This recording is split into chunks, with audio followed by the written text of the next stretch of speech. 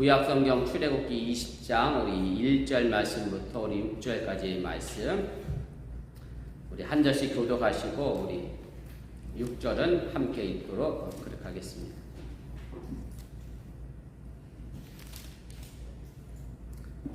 하나님이 이 모든 말씀으로 말씀하여 이르시되 나는 너를 땅 존귀하던 집에서 인도하여 낸 내 하나님 여호와니라. 너는 나 외에는 다른 신을 내게 두지 말라. 너를 위하여 새 인상을 만들지 말고 또 위로 하늘에 있는 것이나 아래로 땅에 있는 것이나 땅 아래 속에 있는 것에 어떤 형상도 만들지 말라. 그것들에게 절하지 말며 그것들을 섬기지 말라. 나 네 하나님 여호와는 질투하는 하나님인즉 나를 미워하는 자의 주를 그때 아버지로부터 아들에게로 3, 4대까지 이르게 하거니와 나를 사랑하고 내 계명을 지키는 자에게는 천대까지 은혜를 베푸느니라. 아멘. 이 시간 에스더 여선교회 우리 특별 찬양 있겠습니다.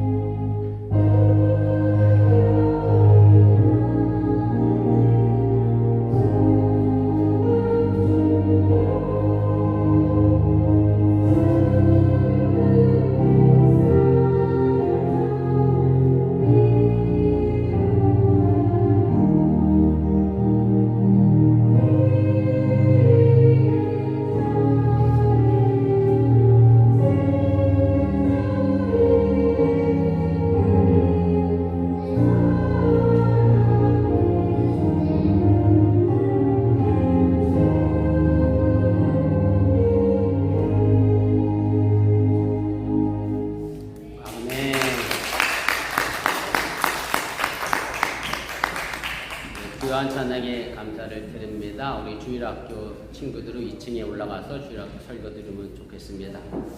제가 오늘 마리아 여성교회에게 진심으로 감사를 드리고 사실 제가 생각하기엔 김지연 성도님이나 김민희 성도님이 이 찬송가 모를 찬송가일 것 같기도 해요. 교회 오신 지 얼마 안 돼서 많이 부르는 찬송이 아니라 그럼에도 불구하고 순종해 주셔서 인원이 없어서 못합니다가 아니라 적은 인원이지만 그래도 함께 해주신 이 마리아 S 여성교회에게 진심으로 감사를 드립니다.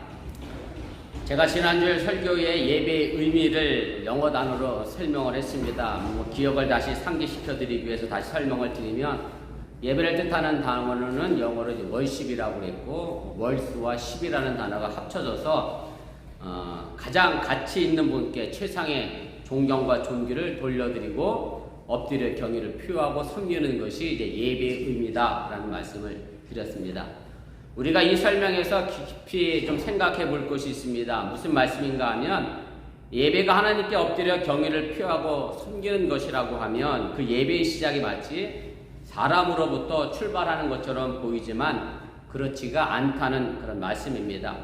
다시 말씀드리면, 우리가 주일에 와서 예배를 드립니다. 그리고 우리는 그 예배를 통해서 하나님의 은혜를 받고 다시 세상으로 돌아갑니다.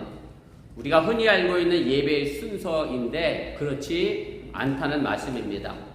하나님이 먼저 우리에게 은혜를 주셨기에 그 은혜에 감사하여 예배를 드리는 것이 맞는 순서이고, 이것을 감리교를 시작하셨던 존 웨슬리 목사님의 신학적 용어를 빌려서 말한다라고 하면 선제적 은총, 선제적 은혜라고 이야기를 하게 되는데, 죄된 우리가 하나님을 찾은 것이 아니라 죄인된 우리가 하나님을 찾을 수 있도록 먼저 우리에게 은혜를 베풀어 주셨기 때문에 죄인된 우리가 하나님께 나와 예배할 수 있었다. 그래서 쉽게 말씀드리면 먼저 있었던 하나님의 은혜를 가지고 선제적 은총, 선제적 은혜라는 말로 설명을 하게 됩니다.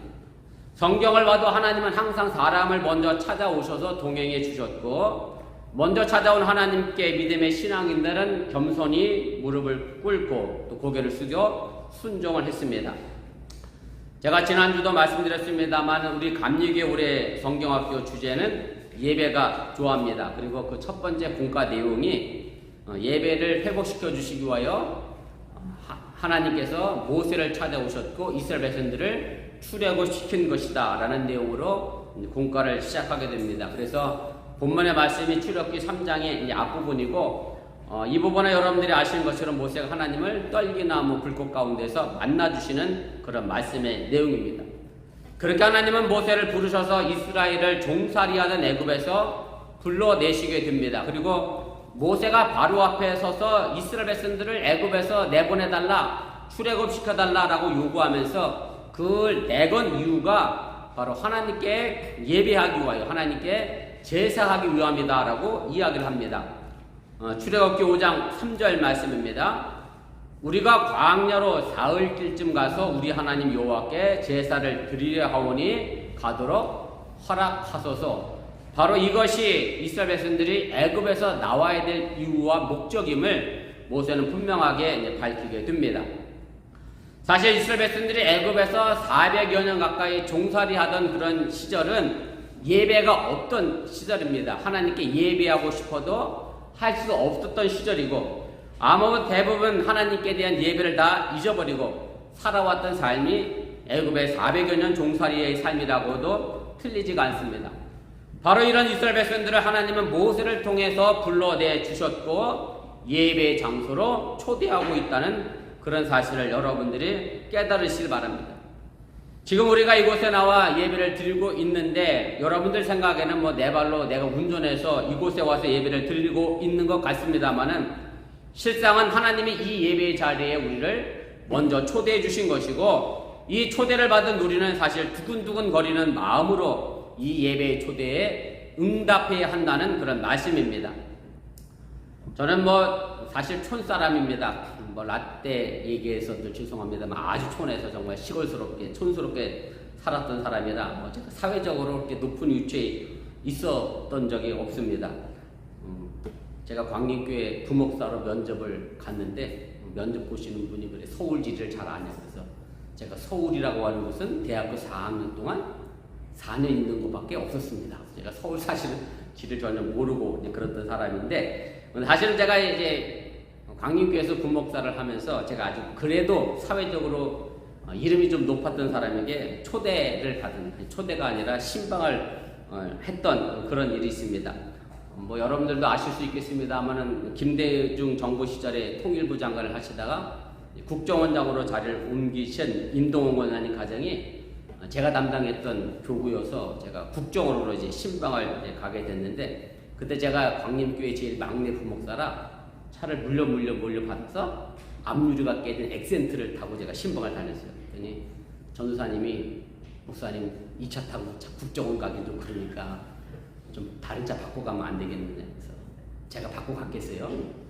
아닙니다. 전 제 차가 또 갑니다. 그래서 깨진 유리 액센트 몰고 국정원을 갔더니 정문에서부터 까만 승용차가 저를 안내해서 제가 국정원 간사 와서 임동호 권사님과 양창문 권사님 이제 두 분을 신방하고 왔던 적이 있습니다. 참 촌놈이 정말 통일부 장관 지냈고 국정원장을 만나러 갔더니 정말로 가슴이 두근두근 떨리고 무섭고 떨리는 것보다 정말 내가 이런 사람 그도 참 감사하게 저는 그때 30대 초반이었고 그분들이 이미 60이 넘으신 분들인데 이 젊은 목사한테 뭐 이렇게 깍듯하게 예우를 하시는지 제가 정말로 가슴 좋게 떨리는 마음으로 신방을 했던 적이 있습니다.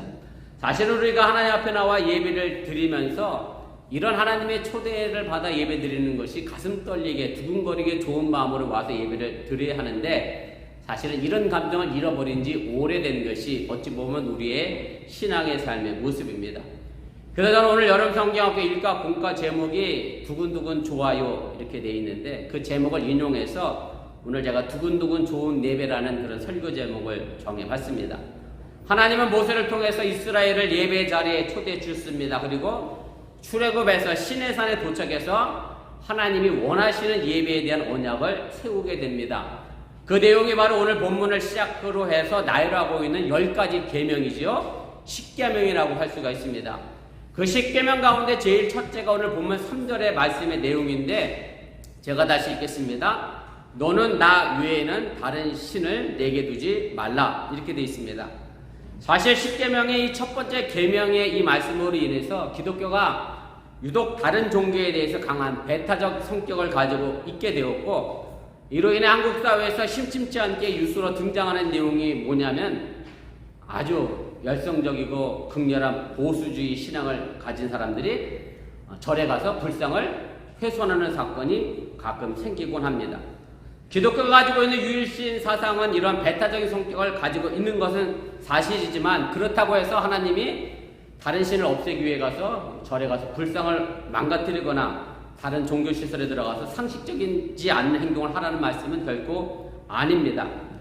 혹 기억하실지 모르겠습니다만 한 15년 전에 동남아시아에서 큰 지진으로 인해서 해일이 일어나게 됐고 이로 인해서 약 8만 명 정도가 사망한 사건이 있었습니다. 이때 한국의 대형교회 목사님 몇 분이 이것이 이슬람교도에게 내린 하나님의 심판이라는 설교를 해서 큰 무리를 일으켰던 적이 있습니다. 수많은 사람들이 목숨을 잃은 사건에 대해서 하나님이 한 생명이 천하보다 귀하다고 하는 성경 말씀의 본질을 제대로 이해하지 못한 설교이고 이 지구상에 존재하는 모든 생명이 존귀 여김을 받아야 한다는 것을 제대로 인식하지 못한 설교라고 해도 틀리지가 않습니다. 다시 말씀드리면 멸망받아야 할 사람들이 아니라 구원받아야 될 사람들인데 그것을 제대로 알지 못했다는 말씀입니다. 구약성경 요나서에 보면 하나님은 니느웨 성을 멸망시키겠다라고 작정을 하셨고 그래서 요나를 니느웨 성 사람들에게 보내면서 회개하라 그렇게 외치라고 하나님이 명령을 하시게 됩니다. 그리고 회개하게 되면 니느웨 성의 심판이 일어나지 않게 될 것이다 라고 얘기를 합니다. 그런데 요나가 원수의 나라이니까 니느웨 성 사람들이 멸망받았으면 좋겠다라는 생각을 가지고 니느웨 성으로 가지 않고 다시스로 도망을 가게 되죠. 그런데 하나님이 강제로 다시 요나를 니느웨 성으로 보내서 이제 하나님이 회개하지 않으면 심판하시겠다라고 하는 말씀을 선포하게 됩니다. 그런데 왕으로부터 시작해서 모든 백성들이 그 요나의 선포의 말씀을 듣고 이제 회개하고 그렇게 됨으로 말미암아 하나님의 심판이 일어나지 않게 됩니다. 그러자 하나님이 모나가 하나님을 향하여 이렇게 따집니다. 하나님이 내가 그럴 줄 알았습니다. 니느웨 성을 심판하시겠다고 하더니 왜 심판하지 않느냐라고 막 항변하고 따지게 될 때 하나님께서 요나를 위하여 박넝쿨을 자라게 하셔서 뜨거운 햇빛을 가리게 하시죠. 그리고 나서 그 이튿날 그 박넝쿨을 한 마리 벌레를 준비해서 갉아먹게 하시고 그리고 그 박넝쿨이 없어지게 말라 죽게 만들게 됩니다.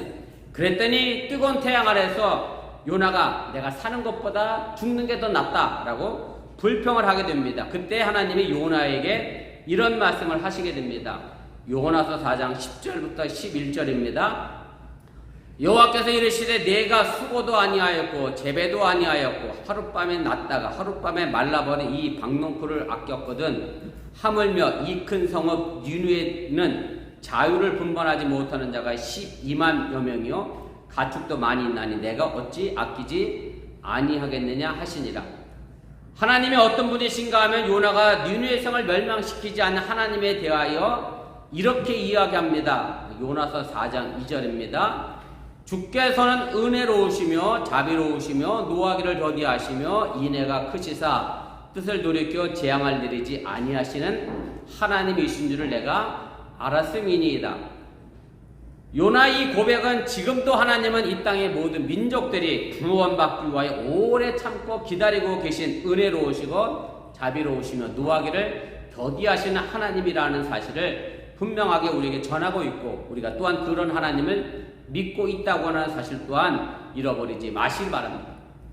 사실 하나님의 엄격한 기준으로 우리를 평가하고 심판한다라고 하면 하나님의 잣대와 기준에 맞게 온전하게 살 수 있는 사람이 과연 몇이나 있겠느냐라는 의구심을 우리가 가지게 됩니다. 이런 기준이라고 하면 교회 나와 예배드리는 매 순간이 무섭고 두렵고 떨리는 시간이 될 수밖에 없다는 얘기입니다. 당연한 것이 우리는 하나님의 절대 기준에 절대 맞춰서 살아갈 수 없는 존재들이기 때문에 그렇고 오늘의 이 예배가 정말 가슴 떨리게 좋은 예배의 시간이 결코 될 수 없음도 여러분들이 깨달으시기를 바랍니다. 지금 로마서를 수요 성경 공부 시간에 공부하고 있는데 지난 수요일 본문의 말씀에 이런 내용이 있습니다. 로마서 10장 5절 말씀의 내용입니다. 모세가 기록하되 율법으로 말미암는 의를 행하는 사람은 그 의로 살리라 하였거니와 라는 말을 모세가 인용합니다. 이 말씀은 레위기 18장 5절 말씀을 사도 바울이 인용한 내용인데 원문 말씀 그대로 제가 다시 한번 찾아 읽어보겠습니다. 너희는 내 규례와 법도를 지켜라. 사람이 이를 행하면 그로 말미암아 살리라. 나는 여호와니라. 레위기의 내용을 정리하면 하나님의 법과 말씀을 잘 지키면 그것 때문에 하나님이 이스라엘 백성들을 구원시켜 내시겠다, 살려주시겠다라고 하는 그런 내용인데 사도 바울은 이 말씀을 인용하면서 로마서 10장에서는 그 반대로 이야기를 합니다. 무슨 얘기냐면 하나님의 율법을 다 지키면 그것 때문에 하나님이 우리를 구원시켜 살게 해주시겠다라고 얘기하는 것을 사도 바울은 하나님의 율법을 결국 사람이 다 지킬 수 없기 때문에 그 반대로 그럼 어떻게 되겠어? 우리는 멸망받아 죽을 수밖에 없다라는 말로 인용을 합니다. 그리고 그 다음에 나와 있는 내용이 뭐냐면 그럼 우리가 어떻게 구원받게 되느냐? 하나님의 의로 말미암아 구원받는다. 하나님의 의라고 하는 것은 무엇이냐? 예수님을 이 땅에 보내주시고 대속의 십자가를 지게 하셨고 그리고 하나님이 예수님을 부활시킨 그것을 믿는 사람에게 하나님은 구원에 이르게 하셨다라고 로마서 10장에서 사도 바울은 분명하게 이야기를 하게 됩니다. 그래서 사실은 우리가 하나님의 말씀을 제대로 다 지켜서 그 심판의 기준을 우리가 삼는다라고 하면 우리 모두는 죽을 수밖에 없는 그런 죄인이 된다라고 하는 얘기입니다. 그럼 우리가 하나님 외에 다른 신을 잊게 해서는 안 된다라고 하는 이 절대 계명의 의미가 우리가 무엇인지 그 의미를 제대로 알아야 하나님 앞에 나와 예배드리는 이 시간이 가슴이 두근대는 설레는 예배가 될 수 있음을 여러분들이 깨달으시기를 바랍니다. 우리가 고대 사회에서 신이라고 하는 것은 일반적으로 지배의 개념과 연결되어 있고 관련이 되어 있습니다. 무슨 말씀인가 하면 왕이나 황제가 절대적으로 군림하기 위하여 절대적인 신이 필요했다라고 하는 얘기고 그리고 그 자신을 자신의 신의 자리에 올려놓게 됩니다. 그래서 사실 인간이 인간을 지배하기 위해 만든 것이 신이다라고 하는 얘기고 바로 하나님은 이런 신을 내 앞에 두지 말라고 오늘 우리에게 가르쳐주고 계심을 여러분들이 깨달으시길 바랍니다. 성경적 표현으로 보면 애굽의 왕을 가지고 바로라고 이야기합니다. 바로가 계속 나와요. 그래서 왕 이름이 계속 바로냐 이렇게 생각할 수 있는데 왕 이름은 계속 바로는 아닙니다. 영어로 얘기하면 이집트의 왕은 파라오라고 이야기합니다. 파라오는 이집트의 왕을 가리키는 거예요. 바로가 이집트의 왕을 가리키는 거지 그 사람 이름을 의미하는 것은 아닙니다. 그래서 고대 이집트인들은 파라오는 태양신의 아들이었고 파라오는 행정의 책임자와 더불어 성직자로서 모든 권한을 가지고 있었던 절대 권력의 소유자가 바로 바로였다라고 하는 얘기입니다. 그리고 이 파라오를 위해서 죽어서도 영원히 살겠다라고 하면서 엄청난 무덤인 피라미드를 남기게 됩니다.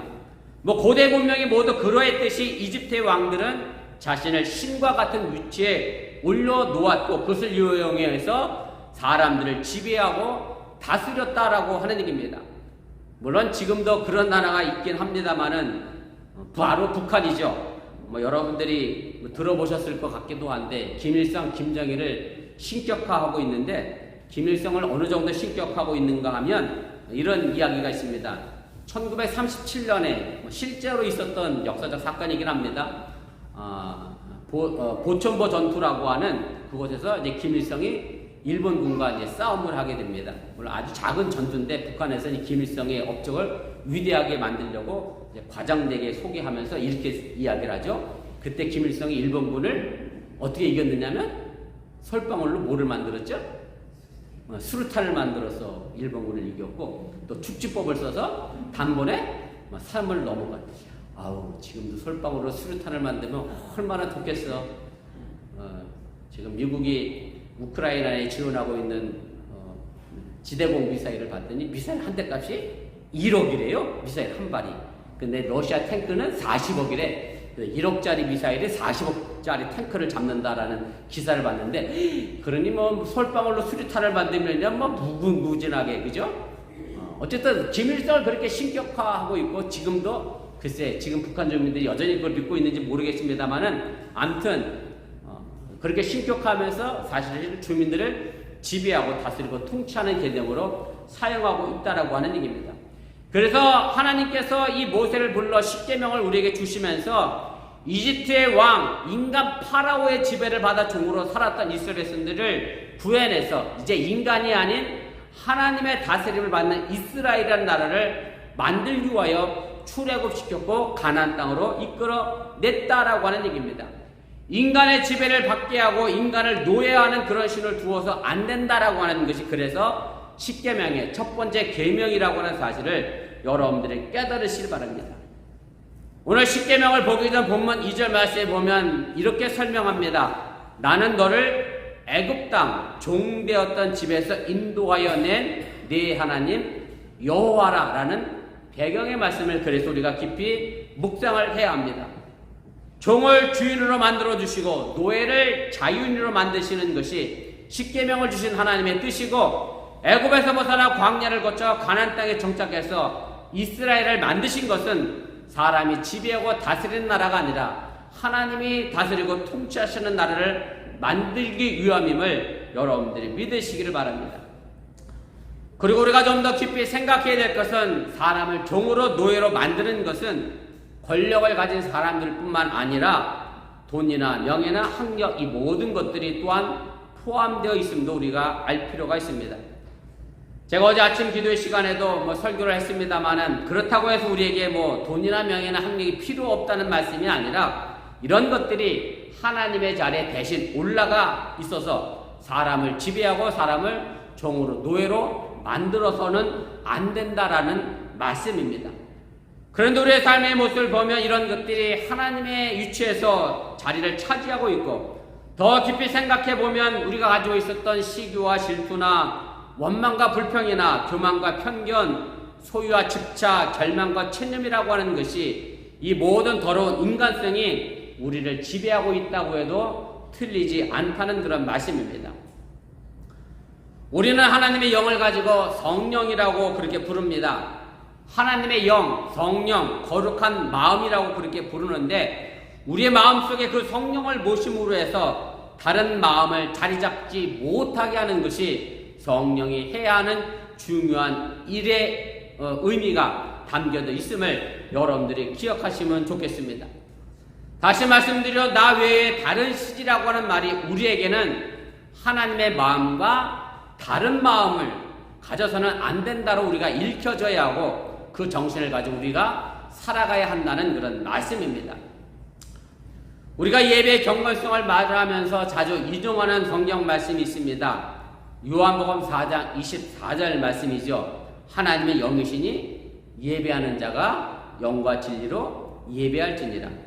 하나님은 영이시기 때문에 우리도 영과 진리로 예배해야 한다라고 하는 얘기고, 바로 이 예배가 두근거리는 좋은 예배가 된다라고 하는 말씀입니다. 하나님의 영이 거룩한 영이기에 우리 마음도 이 거룩한 마음이 있어야 한다는 말씀이고, 우리 마음의 거룩한 마음 말고 다른 마음의 지배를 받아서는 안 된다는 것이고, 바로 이것이 십계명이 우리에게 보여주고 전해주고 있는 보다 깊은 의미임을 여러분들이 믿으시길 바랍니다. 사실 우리 마음속에는 수많은 나가 존재합니다. 하나님의 영인 성령이 참된 나의 모습이라고 하면 이것과 갈등하고 분열하면서 내 마음속에는 또 다른 내가 존재한다라고 하는 말씀입니다. 이것에 대하여 사도 바울이 너무나 유명한 말씀을 우리에게 남겨주고 있습니다. 로마서 7장 21절부터 24절입니다. 내가 한 법을 깨달았노니 곧 선을 행하기 원하는 나에게 악이 함께 있는 것이로다. 내 속사람으로는 하나님의 법을 즐거워하되 내 지체 속에서 한 다른 법이 내 마음의 법과 싸워 내 지체 속에 있는 죄의 법으로 나를 사로잡는 것을 보는도다. 오라 나는 곤고한 사람이로다. 이 사망의 몸에서 누가 나를 건져내랴. 하나님의 법을 지키고자 하는 참 나인 내 속사람과 죄의 법의 노예가 되어 겉사람의 모습이 또 다른 나와 갈등을 야기하고 있음을 분명하게 사도 바울은 이야기를 하게 됩니다. 이런 점에서 십계명의 첫 계명은 단지 노예로 있는 한 나라와 한 민족의 독립이나 해방을 말하는 것이 아니라 바로 내 마음속에 있는 죄의 마음으로부터 독립하고 해방되어져서 하나님의 영 성령을 내 마음속에 모시고 있는 것이 우리 마음의 출애굽이라고 하는 사실을 여러분들이 깨달으시길 바랍니다. 그렇다고 하면 우리 마음속에 하나님의 영이 성령이 참된 나로 존재하는 이런 갈등으로부터 우리가 어떻게 벗어날 수 있겠느냐라고 하는 겁니다. 사실 이것이 해결되면 우리 마음은 항상 두근대며 설레는 마음으로 예배할 수 있다고 하는 사실을 여러분들이 믿으시기를 바랍니다. 예수님이 마태복음 22장 37절부터 39절에 이렇게 말씀합니다. 예수께서 이르시되 내 마음을 다하고 목숨을 다하고 뜻을 다하여 주 너희 하나님을 사랑하라 하셨으니 이것이 크고 첫째 되는 계명이요 둘째도 그와 같으니 내 이웃을 내 자신과 같이 사랑하라. 여러분들이 아시는 것처럼 이 계명은 10가지 계명, 10계명을 두 가지로 압축해 놓은 겁니다. 10계명을 두 가지로 압축하면 하나님 사랑과 이웃 사랑으로 나누어지게 됩니다. 이것은 예수님의 말씀만이 아니라 이미 구약 성경 신명기 6장 5절에도 똑같이 기록된 말씀이기도 합니다. 하나님을 사랑하고 이웃을 사랑하는 이 계명은 결국은 두 계명이 아닙니다. 사랑이라고 하는 한 계명으로 묶어 있는 하나의 계명임을 또한 여러분들이 기억하시면 좋겠습니다. 제가 지난주에 인터넷 기사를 보다가 어느 분이 이런 제목의 글을 쓴 것을 제가 봤어요. 우리 교회는 안 그런 것 같은데. 남편과 손잡고 등산하다가 불륜으로 오해받았습니다. 이렇게 돼 있어요. 아마 대충 짐작하실 텐데 산에 등산하면서 손잡고 가는 것은 한국 사람이 눈에 보기에 절대 모는 아니야? 부부는 아니야. 부부는 아니야. 5, 6, 40대, 50대, 60대는 부부는 아니고 불륜만 손잡고 다닌다. 그런 내용이었고 그 소리를 들은 부부가 우리는 부부인데도 손잡고 다닌다. 이렇게 당당하게 이야기를 했습니다. 저도 아이들 키울 때는 아들 손 내가 잡고 딸 손 우리 집사람이 잡아서 손잡을 일이 없는데 애들 다 떼어놓으니까 요즘 다시 손잡으려고 하는데 사실 상당히 어색합니다. 저 자신도 어색해 손잡으려니까. 그래도 손을 잡으려고 그래요. 옛날 가슴 떨리는 마음으로 잡으려고 하는데 우리 집사람은 옛날 모습이 안 떠오르는지 영 두근대지 않는다. 사실 가슴이 두근대고 떨리려고 하면 딱 하나야. 뭐만 있으면 돼요? 사랑이 있으면 가슴 두근대고 떨리는 마음을 가질 수 있습니다. 바로 예배에도 하나님 사랑과 이웃을 사랑하는 그 마음의 사랑이 있다라고 하면 이 예배는 행복하고 즐거운 두근두근 좋은 예배가 된다라고 하는 사실을 여러분들이 믿으시기를 바랍니다. 사랑하는 사람과 손잡고 함께 가는 발걸음이 행복하고 좋은 것처럼 하나님의 내 삶의 참된 주인으로, 그리고 그 하나님의 거룩한 영의 성령이 내 마음에 참된 나로 존재하는 예배는 항상 두근거리는 좋은 예배의 자리임을 여러분들이 믿으시길 바랍니다. 여러분들이 오늘 이 주일을 지키며 하나님께 예배드리기 위해 모였습니다. 하나님이 불러내어 주셔서 이 자리에 왔기에 불러주신 하나님을 온전히 사랑하는 예배의 자리가 되기를 바랍니다.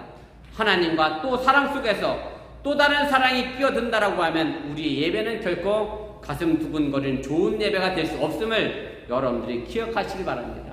하나님 외에 다른 마음을 품지 마시고 오늘도 두근두근 좋은 예배 함께한 여러분들에게 진정한 마음의 동력과 자유가 넘쳐날 수 있기를 주님의 이름으로 축원을 드립니다.